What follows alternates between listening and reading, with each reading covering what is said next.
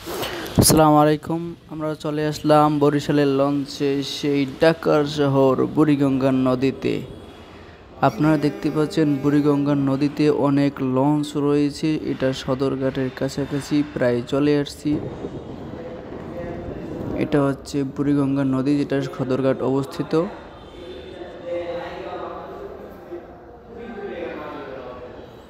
এখানে প্রচুর পরিমাণে লঞ্চ আছে। আপনারা দেখতে পাচ্ছেন আমার পিছনে অনেক লঞ্চ।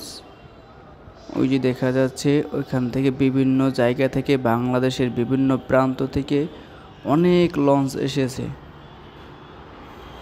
কতক লঞ্চ সবেমাত্র এসেছে, কতক লঞ্চ অনেক আগে আসছে, কিছু কিছু লঞ্চ আসতেছে। কেউ যাত্রী নামিয়ে দিয়ে তার প্লেস ঠিক করতেছে। আর আমাদের সেই কাঙ্ক্ষিত লঞ্চ গ্রিন লাইন 3, যেটা 4 ঘন্টায় বরিশাল থেকে ঢাকা যাতায়াত করে। দেখতে পাচ্ছেন খুব সুন্দর নদীতে লঞ্চ ভাসমান অবস্থায় চলতেছে। কত সুন্দর দৃশ্য, দেখলে মনে হয় যেন তাকিয়েই থাকি। সবাই উপভোগ করতে থাকুন।